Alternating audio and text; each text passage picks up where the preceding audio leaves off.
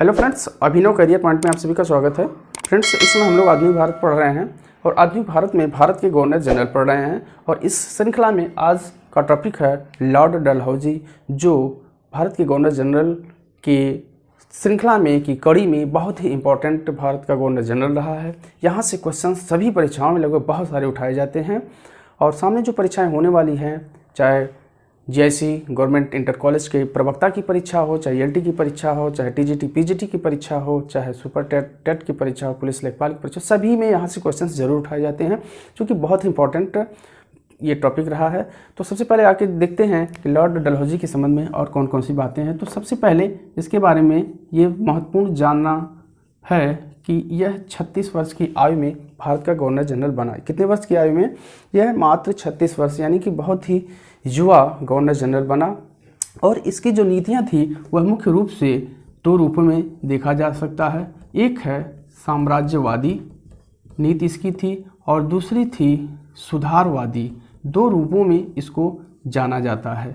एक तो साम्राज्यवादी गवर्नर जनरल रहा है, शासक रहा है। दूसरा, इसने कुछ सुधारात्मक कार्य भी किए हैं। मुख्य रूप से इसके सुधारों से क्वेश्चंस उठाए जाते हैं। और इसकी साम्राज्यवादी नीतियों में इसने एक नीति लागू की जिसे कहा जाता है राज्य हड़प नीति। राज्य हड़प नीति कहा जाता है, या इसी को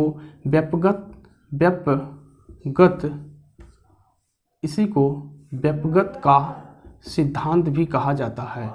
व्यापगत का सिद्धांत या राज्य हड़प नीति, यही क्वेश्चन उठा दिया जाता है पुलिस लेखपाल सामान्य सी परीक्षाओं में कि राज्य हड़प नीति को किसने लागू किया। तो इसे हमें याद रखना है कि लॉर्ड डलहौजी ने लागू किया था। और इसी को व्यापगत का सिद्धांत, डॉक्ट्रिन ऑफ लैप्स भी कहा जाता है। व्यापक का सिद्धांत यानी कि राज्यों को हड़पने की नीति के लिए यह बहुत प्रसिद्ध रहा, चूँकि इसकी जो विचारधारा थी वह साम्राज्यवादी थी। साम्राज्यवादी का मतलब ही होता है कि एक बहुत बड़े क्षेत्र, बहुत बड़े साम्राज्य, बहुत बड़े राज्यों को अपने अधीन करना। यानी कि लॉर्ड डलहौजी की नीति ही बहुत भारत के जो भी छोटे छोटे क्षेत्र बचे हुए थे उन सभी क्षेत्रों को ब्रिटिश क्षेत्र में मिलाने की इसकी नीति रही है।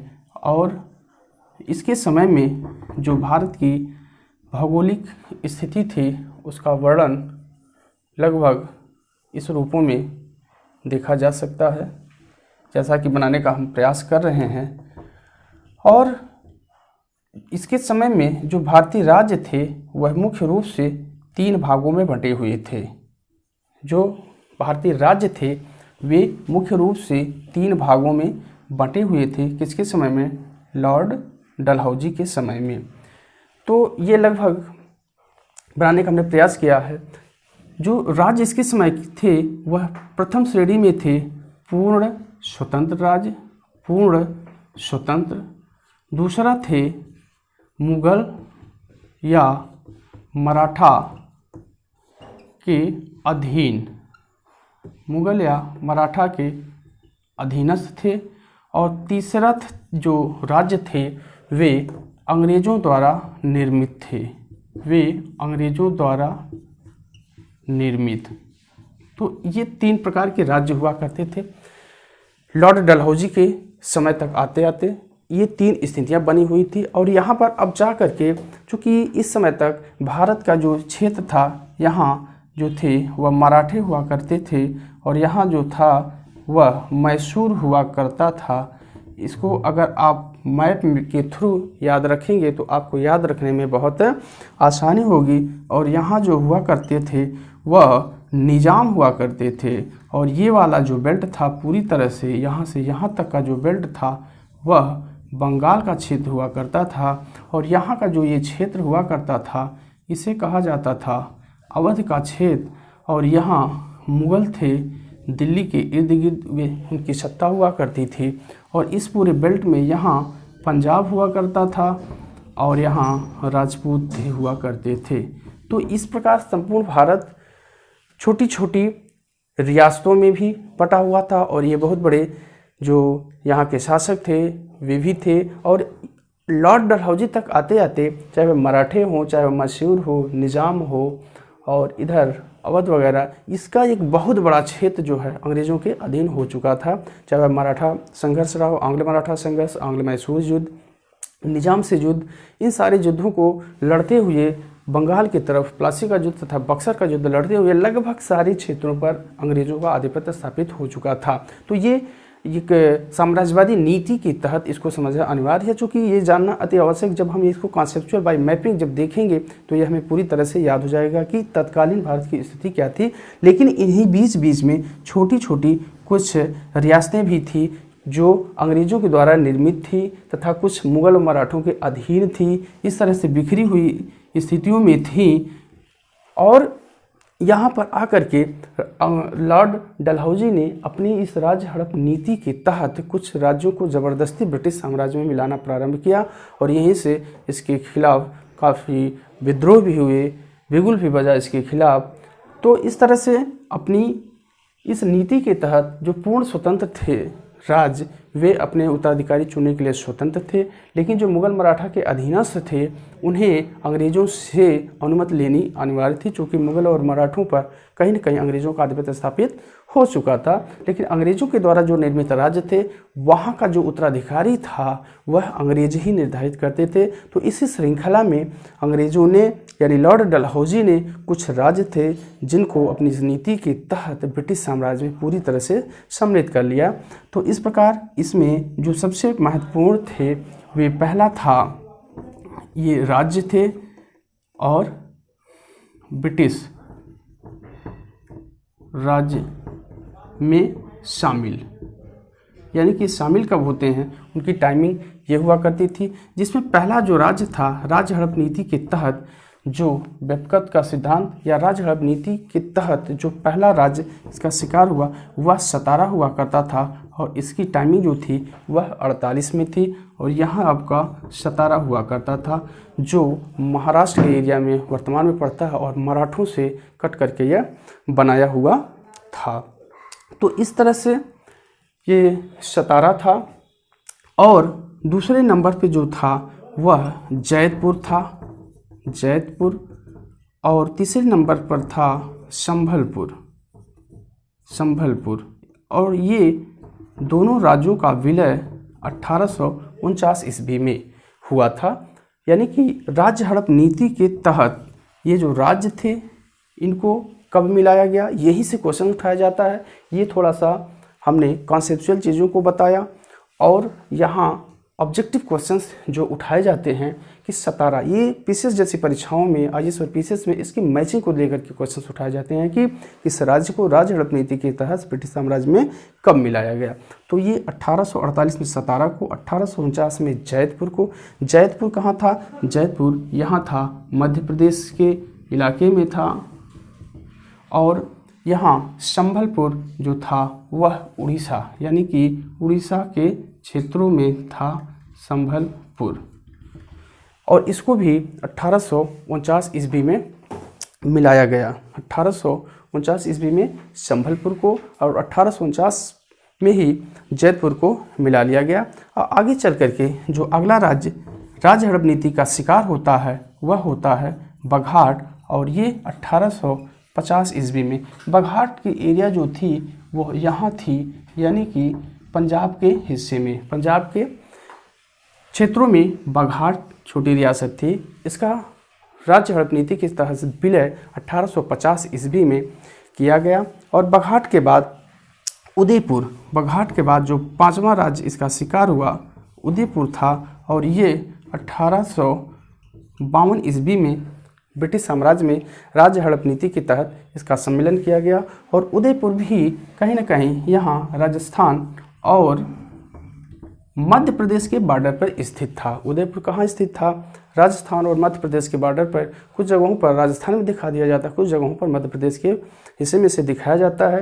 लेकिन इसका विलय जो है 1852 ईस्वी में ब्रिटिश साम्राज्य में कर दिया जाता है। इसके बाद जो है एक बहुत ही महत्वपूर्ण रियासत राज्य था जिसका नाम था झांसी। और झांसी को ब्रिटिश साम्राज्य में मिलाया गया 1853 ईस्वी में। इसे याद रखना अति आवश्यक है क्योंकि झांसी को बार बार पूछा जाता है।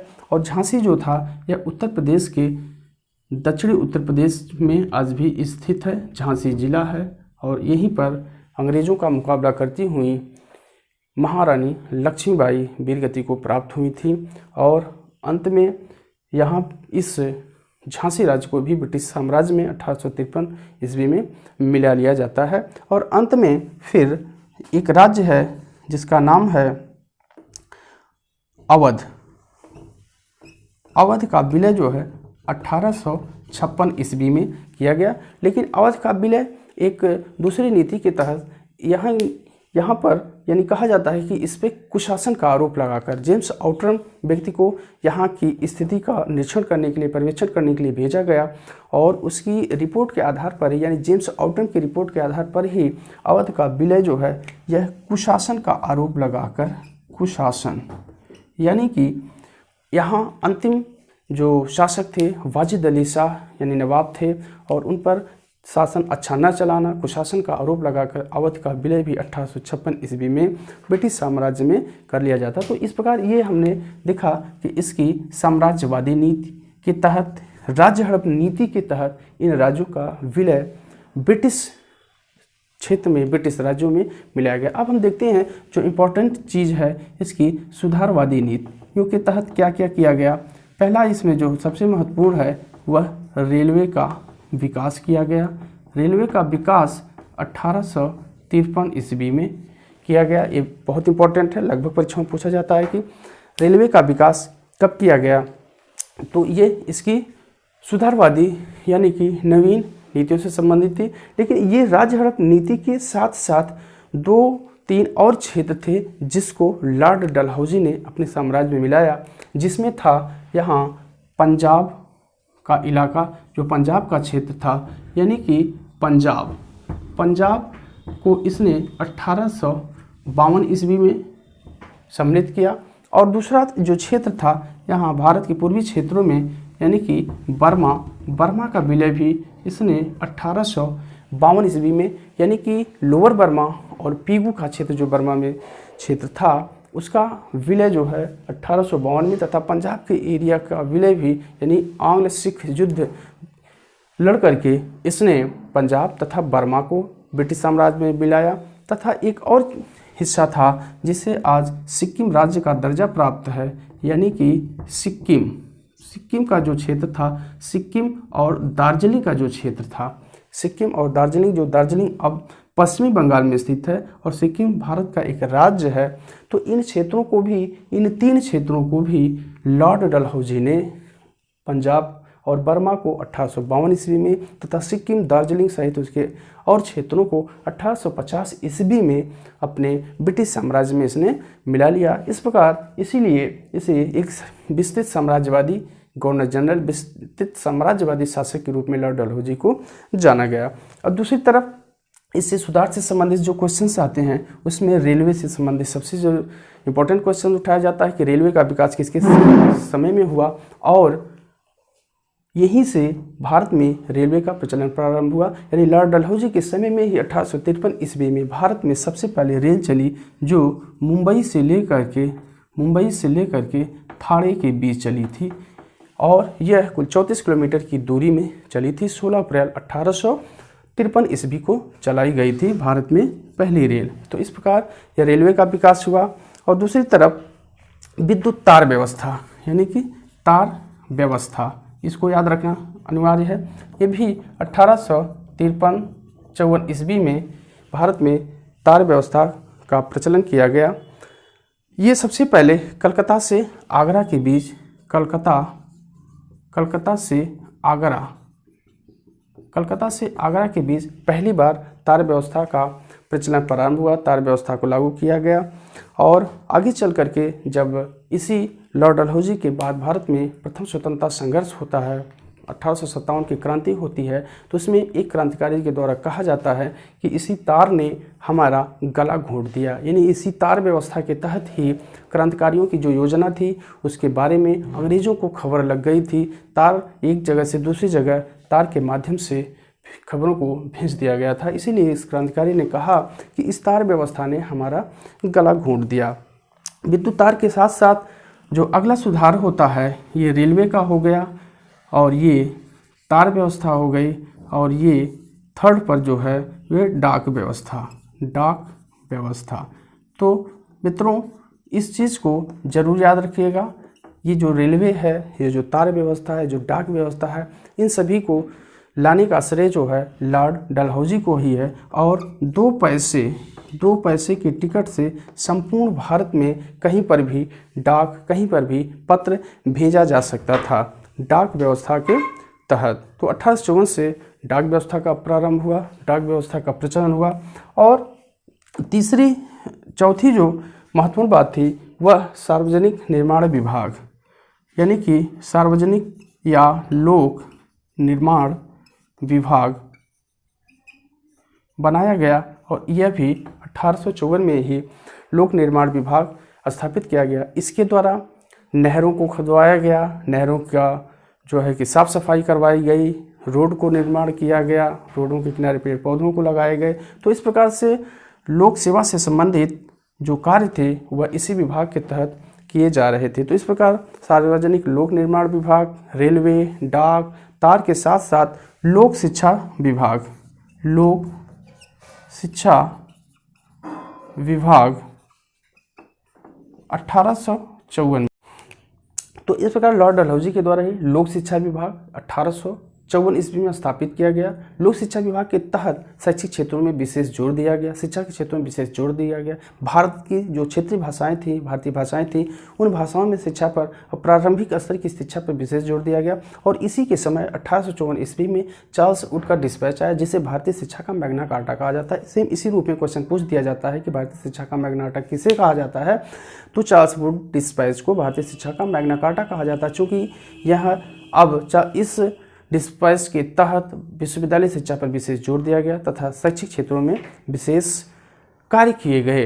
और शिक्षा से संबंधित जो भारत में शिक्षा का विकास है उस पर हमारे चैनल में लगभग 4 से 5 पार्टों में वीडियो दी गई है, वीडियो बनाई गई है। उसे आप जाकर के शैक्षिक क्षेत्रों में जो कार्य किए गए, भारत में शिक्षा का विकास नाम से टॉपिक है, उस पर आप वहाँ जा कर के इसका डिटेल देख सकते हैं। तो इस प्रकार अब हम लोक शिक्षा विभाग के इन विभागों के साथ साथ कुछ और भी कार्य किए गए, जिसमें सैन्य सुधार जो महत्वपूर्ण था वह था सैन्य सुधार। सैन्य सुधार में उसने सबसे पहले जो महत्वपूर्ण कार्य किया उसमें शिमला जो था वह ग्रीष्मकालीन राजधानी बनाया। शिमला को लॉर्ड डलहौजी ने ग्रीष्मकालीन राजधानी बनाया। यह क्वेश्चन कई बार उठाया गया, किसको बनाया गया ग्रीष्मकालीन राजधानी, किसके द्वारा बनाया गया शिमला को, तो लॉर्ड डलहौजी के द्वारा। चूँकि यहाँ का वातावरण बहुत शीतल होता था, अच्छी जलवायु होती थी, और शिमला में ही इसने जो है कि एक सैन्य कार्यालय का मुख्यालय स्थापित किया। शिमला में ही सैन्य कार्यालय का मुख्यालय स्थापित किया। और दूसरी चीज़ जो तोपखाना था, यहाँ पर शिमला में ही सैन्य कार्यालय और मेरठ में दूसरा जो सुधार था वह मेरठ में, और मेरठ में जो तोपखाना कलकत्ता में स्थित था, यानी कलकत्ता में जो तोपखाना स्थित था उसे स्थानांतरित करके मेरठ में कर दिया गया। तो इस प्रकार इसी के समय में ग्रीष्मकालीन राजधानी शिमला को बनाया गया और मेरठ में तोपखाना स्थापित कर दिया तोपखाने का। और इसी के समय ग्रीष्मकालीन ये राजधानी बनी और तोपखाना मेरठ में स्थानांतरित कर दिया गया। तो इस प्रकार फ्रेंड्स लॉर्ड डलहौजी से जुड़े हुए ये बहुत ही सेलेक्टेड एवं इम्पॉर्टेंट क्वेश्चन है, जिसे हमने श्रृंखलाबद्ध रूप से प्रस्तुत किया। ये बहुत ही इंपॉर्टेंट क्वेश्चंस हैं जो 8 से 10 क्वेश्चन, 10 से क्वेश्चन यहाँ और 10 से 25 क्वेश्चन यहाँ, यानी कुल मिलाकर 25 से 30 क्वेश्चन यहाँ से उठाए जा सकते हैं और किसी भी परीक्षा में उठाए जाते हैं। यहाँ आपको कॉन्सेप्चुअल तरीके से कौन कहाँ स्थित था, यानी सतारा कहाँ था, जैतपुर कहाँ था, बघाट कहाँ था, ये सारी चीज़ों के बारे में हमने ये प्रस्तुत किया। तो इस बार फ्रेंड्स अगली वीडियो में हम अगले गवर्नर जनरल एवं वायसराय के बारे में पढ़ेंगे। तब तक के लिए हमारे चैनल से आप जुड़े रहें। हमने बहुत